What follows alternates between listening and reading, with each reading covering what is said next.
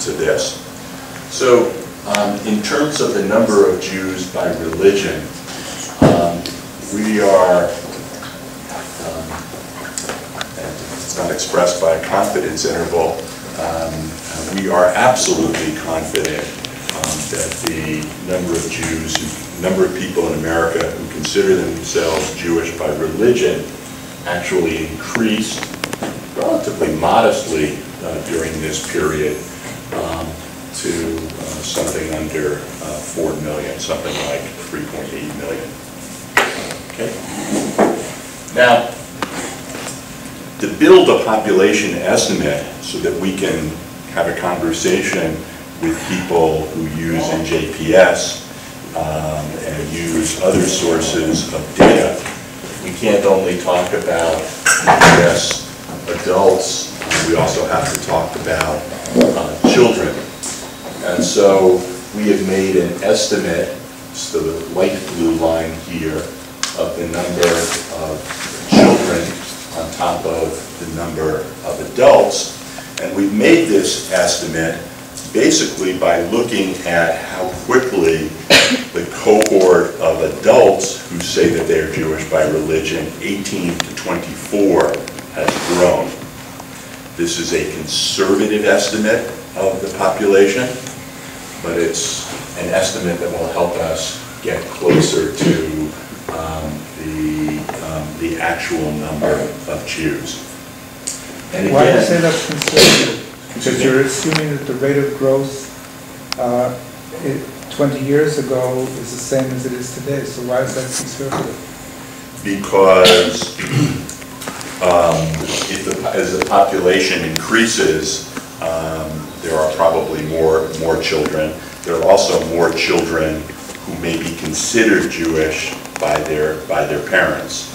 And I'll get to that in a second, because they consider themselves Jewish by criteria other than religion. Okay, questions? Yeah, Rob. What I see here is a difference in numbers, but also the even more significant thing here is the difference in trend. Right. You're essentially saying that the population, the Jewish population, is growing. Right, and there's no question that the Jewish population is growing. This this is an anomaly. It was simply a methodological artifact having to do with how the question was asked, how the survey was constructed in terms of the sampling design, and then how it was executed, resulting in only an 18% response rate. I will tell you, just as a side comment at this point, that and we're going to do much better analyses of this over the next year or two, but our preliminary analyses suggest that how many individuals say that they are Jewish is highly correlated with the response rate. That you get many more if the response rate is 30% than 18%. You get even more if the response rate is 50%. You haven't figured out at what point it asymptotes, and it again makes sense in terms of what we know about the distinctiveness of American Jews in terms of education, income, and the fact that they live in urban areas more so than other areas. So this slide shows that children are growing faster than the total Jewish population because of this slowdown. And what about the response rate in these national surveys? Some of them are up to 70 or 80%. Oh, okay. And some of the studies, by the way, that have high response rate, and this is where the government will spend $400 a respondent. To make sure they will send a person to your house to get you to participate in the survey. Basically, what we find is that consistently, Jews by religion, adult Jews by religion, are about 1.9% of the American population. And the American population has been growing pretty quickly, so the Jewish population has been growing. It's actually higher than that if you only look at the high response rate surveys.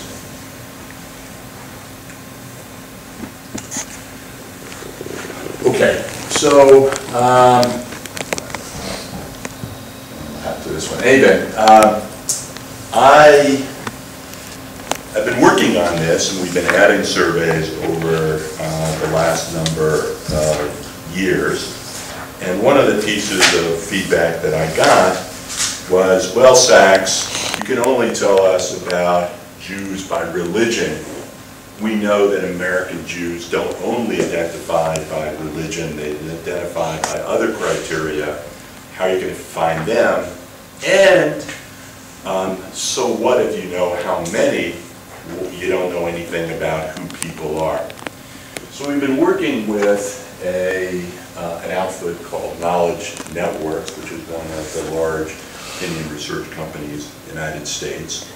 And they have their own panel of 50,000 U.S.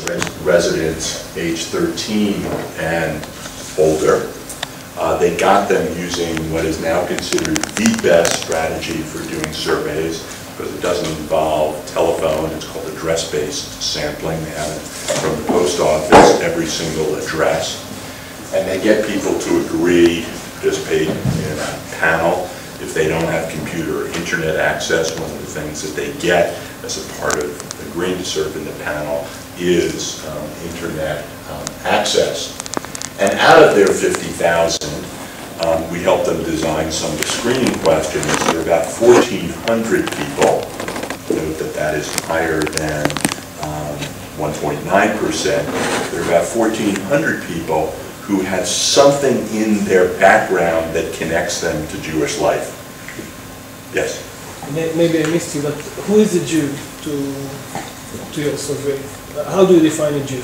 So in the earlier ones, in the meta-analysis, it was anybody who responded to the question, what is your religion? And they checked Jewish as their religion. Even if he has another monotheistic religion?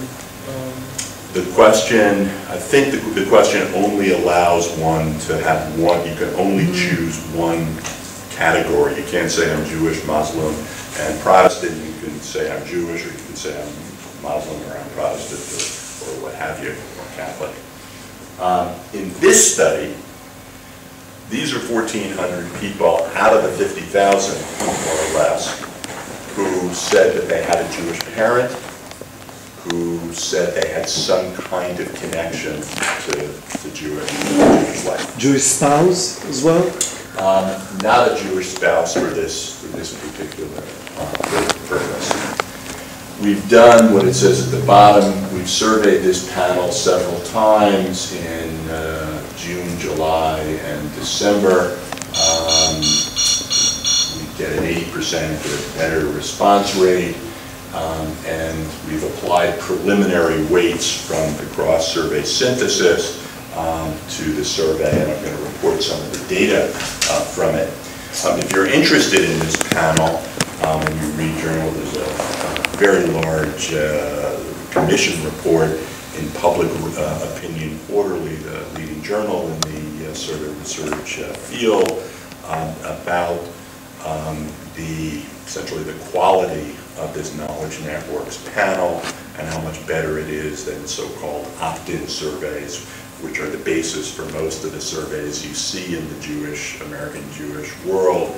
The AJC, American Jewish Committee survey, most of the work that Stephen Cohn does, and some of the work that Barry Cosman does, have used these panels. But this is a much better way to do it. So, we're going to use this panel to do two things, just to be repetitive here. One, Aleph, is to estimate the number of Jews who consider themselves identify as Jewish, not by religion, and two, to understand something about their characteristics. The stuff that I'm going to present to you now is preliminary, because it's based on preliminary weights, and I'll talk to you about that in a second. So, in this survey, what we found is that overall, 82% of those who said that they were Jewish, and not all of the 1,400 said that they were Jewish. They said they had Jewish affiliation, not necessarily the Connection Jewish. or something. That's correct. Right, so I'm saying that of the 1,400, we threw out some who had a Jewish connection, but didn't say that they were Jewish. So these are, the people in this are just, and I don't have the number off the top of my head, but we had to throw out about 150 or so people who might, under the law of return, be eligible for citizenship, but didn't consider themselves Jewish.